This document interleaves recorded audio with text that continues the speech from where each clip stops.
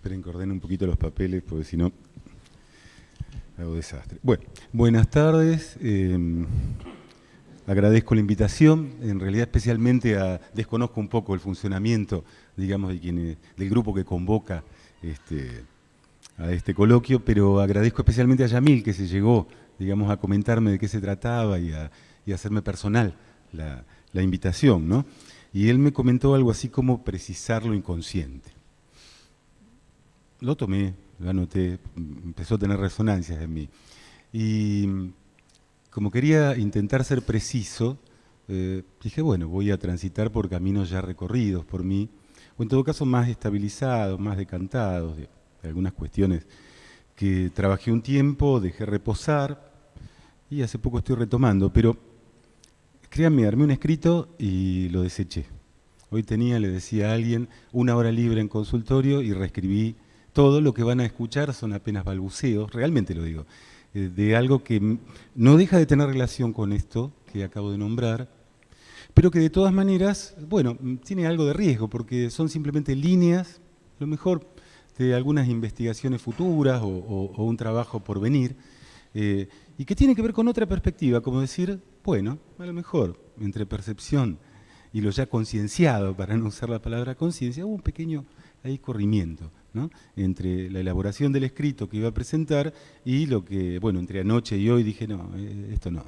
En realidad iba a presentar lo otro porque, bueno, ya lo he dicho otras veces, uno cuando le toca hablar elige en general o intenta elegir entre dos cosas, que no te soporten los demás o no soportarse uno mismo. Y en esta ocasión, bueno, les voy a pedir disculpas, pero voy a transitar por algo que hace que no me soporte a mí mismo.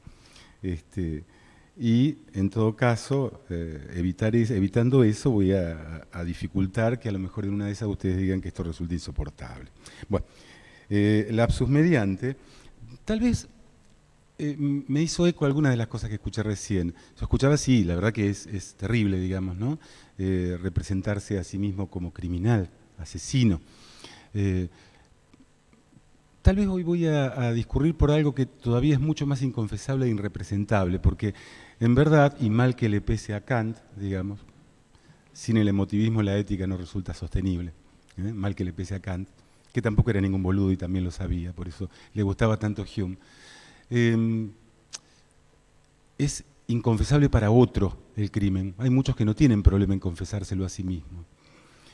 En cambio, me parece que lo que voy a contornear es algo que es justamente difícil de confesárselo a sí mismo y que tal vez nos abra a una homología estructural, apenas una analogía, similaridad de lógica entre un funcionamiento que es tal vez de lo inconsciente, pero podríamos decir del psiquismo en su conjunto en relación a qué carajo hace con lo inconsciente, no solo como hipótesis, sino como acto, como trabajo, como conjunto de procesos incesantes, y algo del orden del funcionamiento de lo colectivo, de lo social, con algunas implicancias o con algunas marcas del ámbito de lo económico, algo que a mí me ha convocado siempre. Bueno, ¿qué corno decir de esto de lo inconsciente? Me vuelve algo que escuché y que es bastante clásico, y por eso lo digo, de alguien que vino a mi consultorio hace muy poco y está en entrevistas. Y lo puedo decir, por empezar, porque van a escuchar el orden de generalidad que esto tiene, pese a la singularidad de la problemática que trae, y que, por otra parte, no tiene absolutamente nada que ver con el campo psi ni aledaños. Es alguien que viene muy consciente de lo que le pasa, e inclusive puede describirlo, digámoslo así, y dice más, dice, vengo acá porque me dicen que vos, me tutea, sos psicoanalista. Yo no sé muy bien qué es eso, pero me dijeron que como yo no andaba, no iba ni para atrás ni para adelante con el psicólogo con el que me estaba tratando, que probara con un psicoanalista.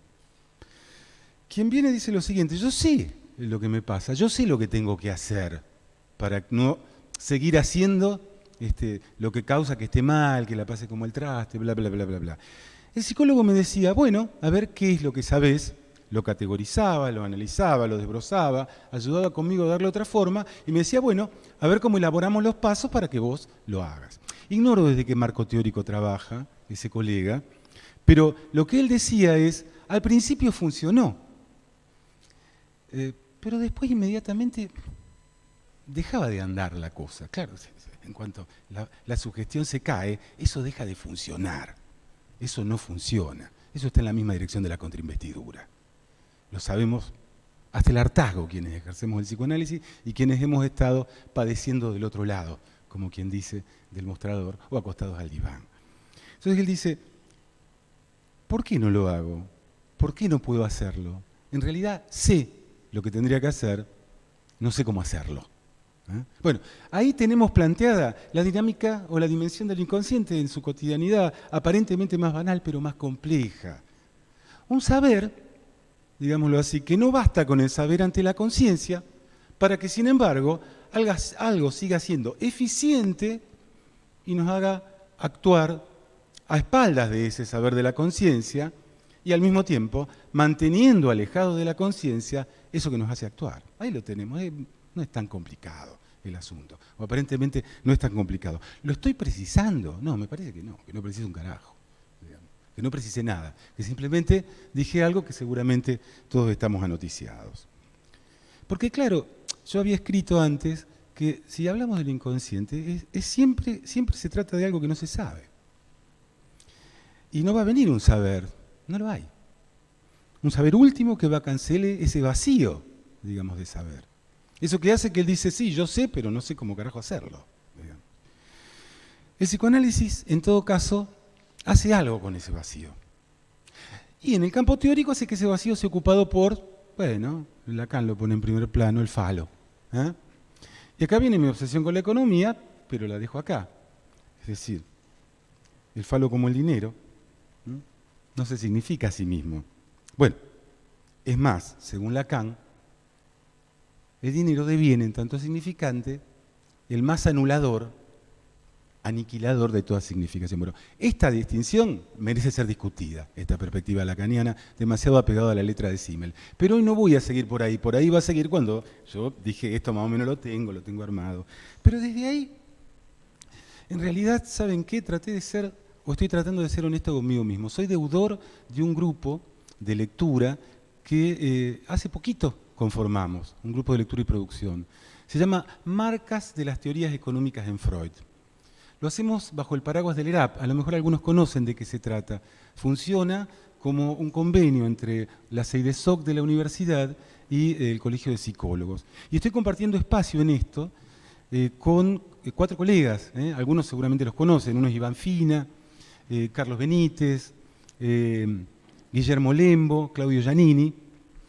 Y la verdad que, digamos, la apuesta allí es justamente a trabajar y producir con un horizonte de publicación. Muy rápidamente distinguimos, solo propedéuticamente, digamos, 2 dimensiones de esto. Uno es, bueno, el punto de vista económico en Freud, y en todo caso, qué hay de la economía clásica y de la otra allí. Y la otra, las marcas de los discursos de los economistas, a una espaldas de Freud, que pueden estar en algún segmento de la obra de Freud, con una expectativa de hacer lo propio con algunos segmentos de la obra de Lacan. Es interesante, empezamos leyendo, o en todo caso, me voy a hacer cargo, les propuse a estos 4 colegas que escriban a partir de algunos capítulos del libro sobre el chiste, y luego de un textito que muy pocas veces se lee, digamos, porque es previo a la conformación de la metapsicología, de los textos metapsicológicos. Pero ¿qué es un texto metapsicológico? O como Iván Fina nos dijo con claridad, dice, claro, hay un abordaje, podríamos decir, metapsicológico, premetapsicológico y descriptivo de cuestiones que luego en el inconsciente, en la represión, van a encontrar otro tipo, digamos, de abordaje. Usted anda marcándome, decime si andamos bien. Bueno, ese texto es nota sobre el concepto de inconsciente en psicoanálisis, de 1912, es previo a los trabajos sobre metapsicología.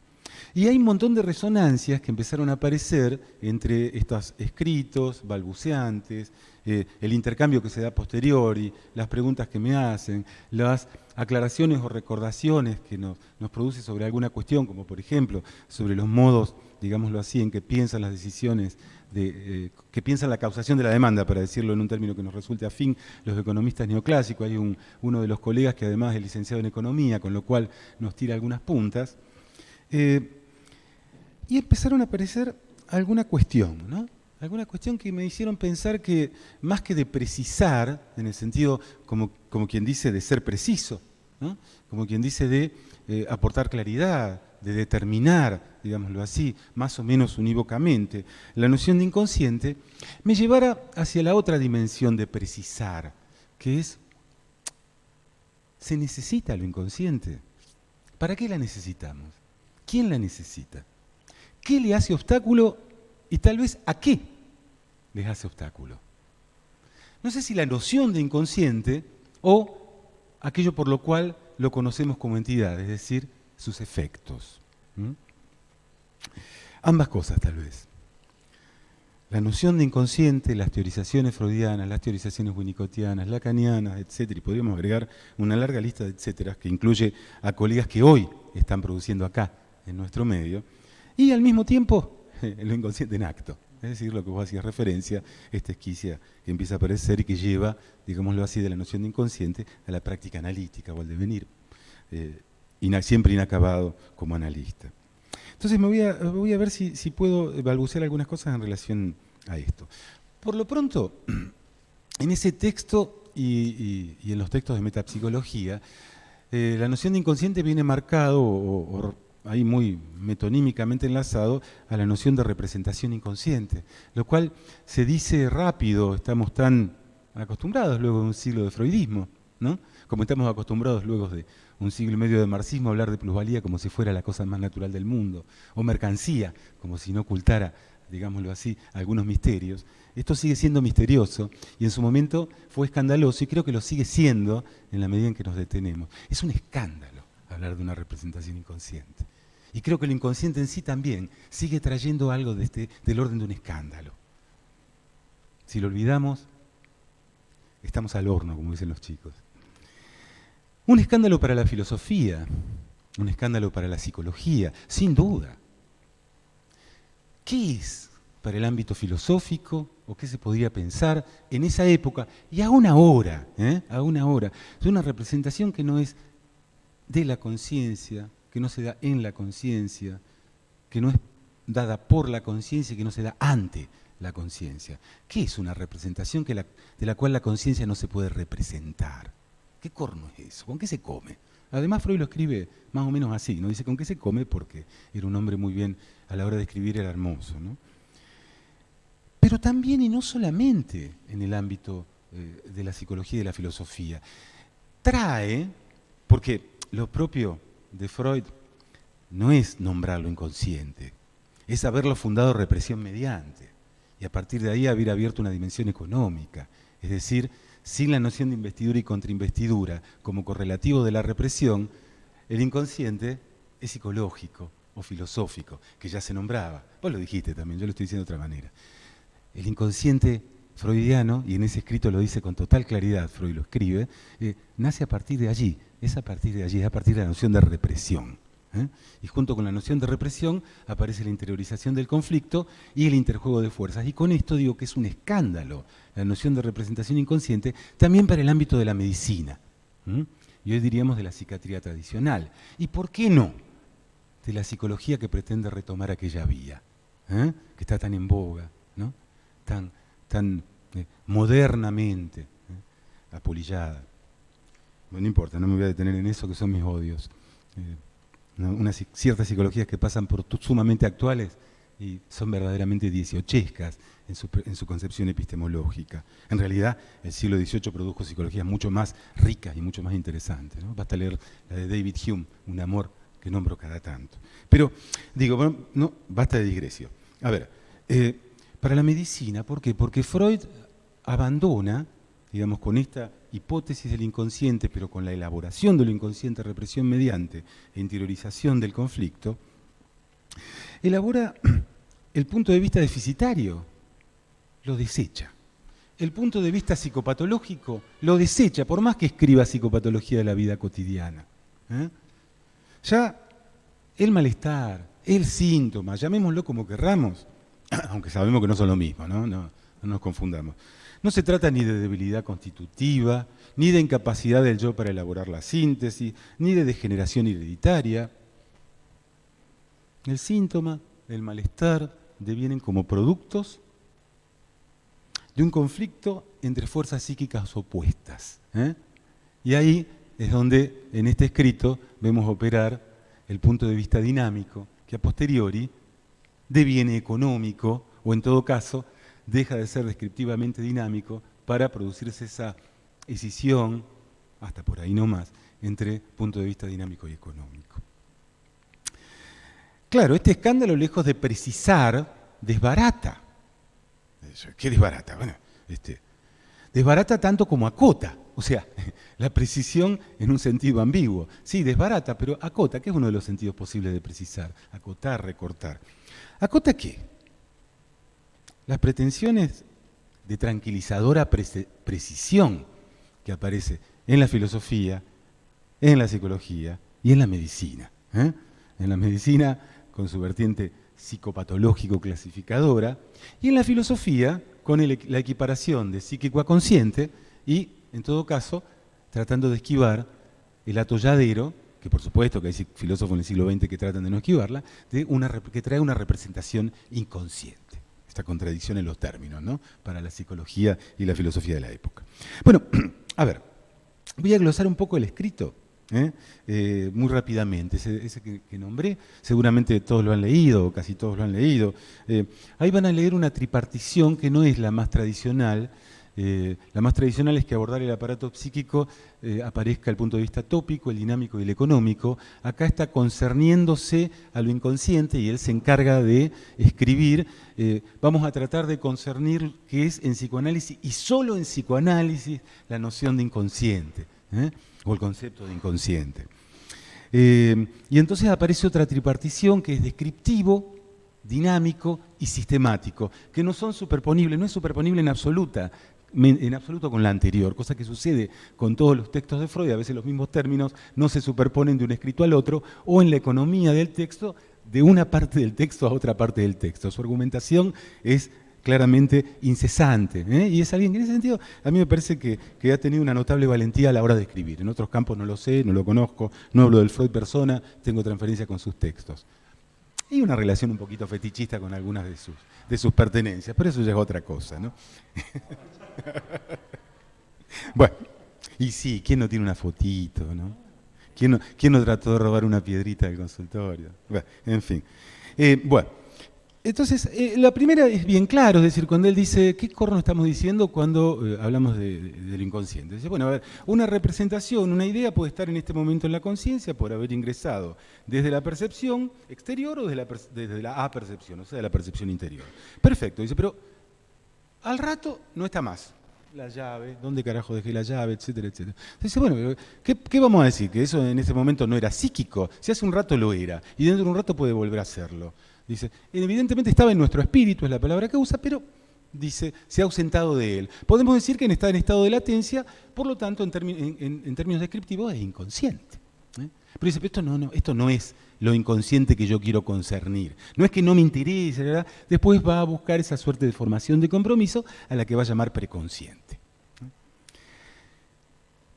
A mí me resulta más interesante detenerme no en lo propiamente elaborativo de lo inconsciente, digámoslo así, en ese escrito que es el inconsciente como sistema, con un sistema de leyes propias, con un tratamiento propio y un régimen representacional completamente diferente al de la percepción-conciencia, sino en el segundo punto, es decir, el punto de vista dinámico, tal cual lo describe. En realidad hace un abordaje descriptivo del punto de vista dinámico en este escrito. Allí lo que podemos encontrar, Iván nos lo subrayó muy bien, y también Claudio Giannini, en sus producciones a partir de esto, donde hay que esperar a los textos de metapsicología para encontrar un abordaje no descriptivo del punto de vista dinámico. Pero acá señala unas cuantas cosas, ¿no? Porque nos dice, a ver, para hablar del inconsciente en términos dinámicos, dice, voy a recurrir a una situación experimental, la sugestión poshipnótica de Bernheim.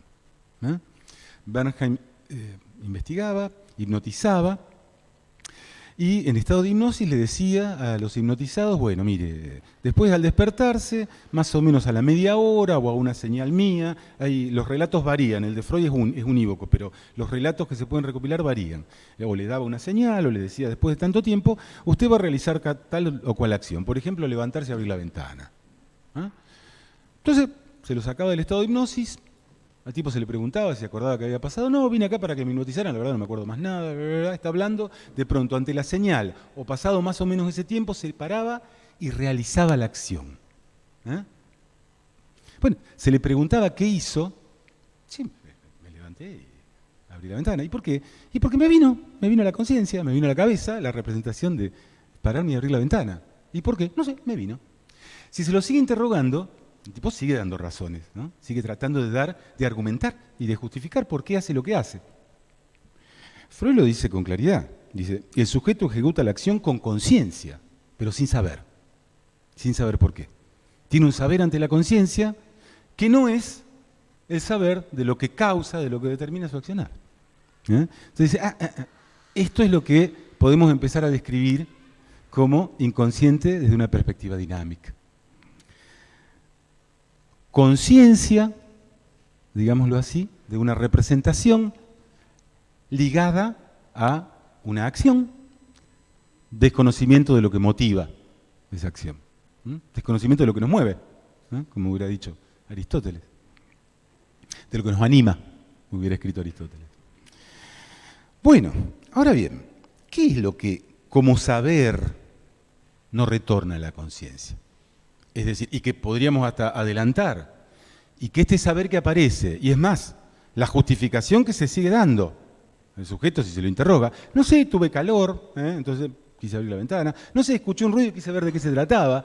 Todos esos relatos que elabora son todo un trabajo que luego vamos a ver, funciona como contrainvestidura, o son la producción de la contrainvestidura, al servicio del sostenimiento de eso otro, de esa otra representación, nos dice Freud, que incluye en todo caso la figura del hipnotizador, la orden del hipnotizador que da, y sobre todo, ese sobre todo, cárguenlo a mi cuenta, no se lo carguen a la cuenta de Freud, sobre todo de que cuando se le dio la orden, se le demandó hacer algo que efectivamente luego el sujeto hace, la conciencia del sujeto allí no estaba.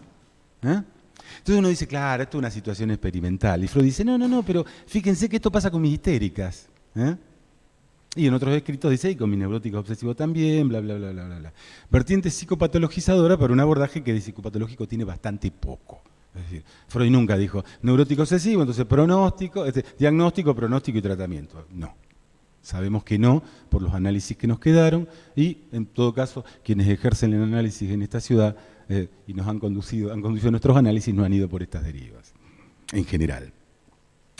Entonces, podemos decir, claro, acá tenemos una dimensión de trabajo, pero fíjense, de trabajo para mantener alejado eso que resulta intolerable. Esa boludez resulta intolerable. ¿De qué estamos hablando? Que uno de los muchachos, yo le digo muchacho, tiene mi edad, pero bueno, déjenme, estoy entre medio de gente joven, déjenme hablar así. Carlos Benítez lo escribió, yo puedo usar una hora para hablar de eso, él lo escribió así, cortito, y dijo, hay algo inconfesable. Yo estaba hablando de esto, bueno, lo que no retorna, este saber que intenta mantener como contrainvestidura, bla, bla, bla, mantener alejado de la conciencia lo que no por desconocido deja de ser eficiente. Y me dice, claro, me dice, esto es lo insoportable porque es lo inconfesable. Entonces le digo, a ver, Carlos, ¿cómo es? Y me dice, porque fíjate, estás actuando porque alguien te dijo, te dio una orden. Actúo porque me lo ordenaron. Haz esta pelotudez y la hiciste. Sos un siervo, sos un servil. Esto es más inconfesable ante sí mismo que el crimen, con lo inconfesable que eso resulta, ojo el piojo, ¿no? Esto es más inconfesable. Yo creo que es posible pensar, o me estoy anticipando, que tal vez acá estemos ubicando un punto que es incluso más viejo que la propuesta freudiana, que es de enorme actualidad, pero que tampoco es nuevo, y que tiene que ver con el rechazo, podríamos ir lacanianamente, enunciarse y encontrarse en posición de objeto. Macanudo, vayan para ahí, podemos ir, no voy a ir para ese lado, perfectamente rico, Lacan ha ido todo el tiempo y le ha ido muy bien con eso. Si alguien que de boludo no tenía nada era Lacan, eso está clarísimo. Pero de lo que no quiere saber nada, de lo que no nos podemos confesar a nosotros mismos, y en este escrito se puede vislumbrar, es la servidumbre. Una servidumbre voluntaria de la cual el sujeto de la conciencia o la conciencia del sujeto no sabe nada. Y que hace todo lo posible, y elabora relatos, y hace cosas, y me adelanto, pero digo, consume, aprende idioma, y un montón de otras cosas, intenta mostrarse refinado, para de esto no querer saber nada. ¿Mm? Bueno, Lacan, que como dije hace un rato, de boludo no tenía nada, llama al inconsciente el discurso del amo, y lo hace homólogo, para mi gusto un poco injustamente, al discurso de la filosofía. Enojo gratuito con Paul Ricoeur, que no se lo merecía en el coloquio de Bonval. Fue uno de los que marcó esto de el escándalo de la representación inconsciente. Lo recomiendo calurosamente. Para mí que le tenía envidia, porque si hay alguien talentoso y erudito, ahí era Paul Ricoeur. Esto es mío. Como verán, lo quiero más a Freud que a Lacan. No, yo digo que esto se conoce porque está documentado, pero en el coloquio de Bonval presenta un trabajo, Paul Ricoeur, sobre el inconsciente desde una perspectiva filosófica, un notable trabajo. Y él juega con el término alemán Bewusstsein y lo parte, ser consciente, o mejor dicho, ser consciente. Dice, desde Freud no podemos hablar más de conciencia, todo junto, Bewusstsein, sino de Bewusstwerden. Todo ser consciente pasa a devenir consciente. Y hace una serie de consideraciones del orden de la fenomenología que, por supuesto, no son estrictamente psicoanalíticas, pero no dejaba de ser el esfuerzo de un inmenso filósofo para hacerse un lugar allí e interlocucionar con los otros. Lacan lo destroza, digamos, ¿no? Y dicen que quedó muy mal Ricoeur de ese destrozo que le hace Lacan. Pero esto es harina de otro costal, ¿no? Pero lo que planteaba es que es justamente acá donde podemos establecer puentes con otros campos. Lo insoportable de la servidumbre. Ya no, digámoslo así, de confesar soy un siervo, sino de confesarme soy un siervo. Y encima estar anoticiados de la posición de las servidumbres del yo, como nos lo ha anunciado Freud. O, ¿por qué no?, que el inconsciente es el discurso del amo. Ahora uno podría plantear, claro, ¿cómo aparece esto? Y aparece como un trabajo permanente que hace nuestro psiquismo, que hacemos nosotros, para evitar querer aproximarnos a un saber acerca de la verdad que nos causa. Es decir, de eso no queremos saber nada. Y en no querer saber nada, sostenemos no solo nuestra servidumbre, sino que nos sostenemos uno. Nos decimos, no, yo me levanté a abrir la ventana porque tuve calor, yo tenía calor. Nadie me dijo que abriera la ventana. Pero al mismo tiempo lo sostenemos al otro como uno. ¿Está?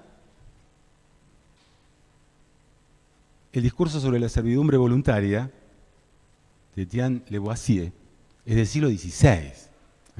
Murió a los 33 años, el animalito ese que escribió eso a los 18. Son 18, 20, 20 y pico de paginitas que no tienen desperdicio. Se lo recomiendo a los analistas, no solo a los politólogos. Está en PDF, se lo puede bajar de cualquier lado. Dice, se subtitula En contra de lo uno. ¿Está? Básicamente lo que está diciendo es, ¿por qué detestamos la libertad? Somos tan boludos que millones de personas somos sometidos por uno, por el soberano. ¿No? ¿Qué nos está pasando? Bueno, hace toda una serie de disertaciones. Y él se pregunta, ¿cómo puede ser que millones de personas se sometan al uno y se lo justifiquen de todas las maneras posibles? ¿No? Bastaría con restarles el apoyo o alzarse en armas. Esta pregunta vuelve a aparecer en el siglo XX, en los albores del siglo XX, en la misma época en que Freud publica la interpretación de los sueños. Un tipo que todo el mundo sabe que lo amo, entonces bueno, lo voy a nombrar y voy a decir 2 o 3 cosas de él, que es Thorstein Veblen. Un filósofo, un psicólogo, qué lapso, un sociólogo para los economistas, sí, y era un psicólogo también, y un economista para los sociólogos, un tipo sumamente incómodo, muy incómodo, que publicó su teoría de la clase ociosa en 1899, la escribió y la publicó en 1900, como Freud, la interpretación de los sueños. No tenía nada que ver con Freud, no sabía y elaboró otro inconsciente. Otra dimensión inconsciente, en el ámbito del funcionamiento de lo colectivo, discutiendo con los economistas clásicos, hoy les diríamos neoclásicos, y cagándoseles de risa, y lo caro que le costó, cagárseles de risa en Massachusetts a los economistas neoclásicos, ¿no? Nunca se pudo hacer un lugar en la universidad el hombre. Cuando se lo hacían, lo andaban persiguiendo por todas partes. Bueno, ¿qué nos viene a plantear este cretino? Bueno, lo que nos viene a plantear este cretino es algo bastante interesante. Elabora un mito de origen. Bueno, a ver, él pretende que sea una historia. ¿A dónde abreva? Abreva en la antropología de la época, básicamente en Morgan y Taylor, para establecer una distinción entre dos tipos de sociedades, la salvaje y la bárbara. Él era un amante del salvajismo, que les quede claro. Y entonces él dice, claro, hay un punto, un momento determinado, donde se genera simultáneamente la aparición de una clase ociosa y de alguna forma de propiedad. Hay un resurgir simultáneo. Sí, ¿ya estamos? ¿5? Bueno, no les hablo mucho de Veblen, digo que él, léanlo, está en la web, se lo recomiendo calurosamente también a los analistas con inquietudes por lo social y lo colectivo. Se llama Teoría de la clase ociosa.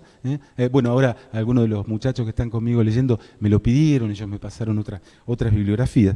Pero él elabora una verdadera lógica que intenta dar cuenta de algo que le estaba vislumbrando en el Estados Unidos, desarrollado de su época. Él decía, a ver, hay en el discurso manifiesto, diríamos nosotros, de los economistas y los políticos una exaltación de la laboriosidad, la libre competencia, etcétera, etcétera, cuando lo que vemos que está surgiendo es un grupo de pools económicos que no hacen otra cosa que apropiarse de lo que laboriosamente otros han producido, eliminando la competencia y el funcionamiento del mercado. Y entonces dice, quienes eso están sosteniendo, que no son solo los intelectuales orgánicos que dicen el libre mercado, la misma pelotudez que escuchamos ahora, ¿no? La misma pelotudez, sino también el pueblo, que mayoritariamente suscribe ese discurso, y que dicen, bueno, las cosas valen porque se obtienen con laboriosidad, con el esfuerzo, con el sudor de su frente. Dice, al mismo tiempo están considerando como ídolos a esos tipos que están eliminando la competencia, se están apropiando indebidamente del excedente, y le ponen nombre y apellido. Los Carnegie, los Mellon, los Rockefeller, el nacimiento del capitalismo monopolista y del tardo capitalismo. Entonces, ¿por qué en lugar de juntarnos y echarlos a patadas, encima los aplaudimos? Y ahí hay un brillo, dice él. Les emana un aura a estos muchachos. Ese aura que los jurisconsultos, digamos, estaban perdiendo, lo podemos leer en el Manifiesto Comunista, ya a mitades del siglo XIX, precisamente por el avance a escala planetaria del capitalismo. El valor de cambio termina con el aura sagrada del jurisconsulto, el intelectual, el juez. Manifiesto Comunista. Bueno, desde ahí hay otra línea de investigación, la noción de investidura en relación a estar investido por ocupar un lugar y la noción de vestimenta. La dejo para otro día, pero es fantástico. Es maravilloso, se la puntúa Claudio Giannini en este grupo. Digo porque voy marcando las deudas, pero no los traje, porque en realidad no los quiero hacer cargo del enchastre que estoy haciendo con todo lo que ellos escribieron. Quiero decir, voy enhebrando cosas como para tirar. Él, entonces, para dar cuenta de esa respuesta, elabora toda una mitología de origen y hace coherente un relato genealógico, donde dice, en realidad el valor de las cosas, esta pregunta de para qué se precisa, iniciaba yo, el psicoanálisis, que para qué sirve la noción de la pregunta por la utilidad, él intenta responderla observando y recurriendo a el comportamiento de las tribus antiguas y a comportamientos medievales. Y dice, el valor que le estamos dando a las cosas, se refiere a las mercancías, lejos de estar marcadas por su laboriosidad, digámoslo así, por el valor de uso, o sea, su capacidad para satisfacer una necesidad. Para Lacan también, la satisfacción de la necesidad era una coartada, está clarísimo eso. Se trata de otra cosa en relación al bien y a los bienes. Para Lacan, en el Seminario de la Ética, lo escribe como nunca. Pero él dice, no, justamente todo lo contrario. La utilidad de las cosas, de los bienes poseídos, viene dada por su capacidad de ser signos de un trofeo. Signos que marcan que tiene algo de la primera propiedad. ¿Y qué era la primera propiedad? Los hombres de una tribu apropiándose de las mujeres de la otra tribu, para el goce de los hombres fuertes de la tribu apropiadora, que de puro bestia nomás, de puro guerrera, de puro bárbara, le había ganado a la otra. Y después hace toda una serie de cuestiones, ¿no? Eso lleva a una distinción que va elaborando entre tareas industriales o tráfago y tareas honorables, hazañas que no tienen que ver con la producción de lo de todos los días, o al menos no son percibidas ante la conciencia por los integrantes de la tribu de esa manera, y cómo eso llega hasta la modernidad que le está tratando de describir.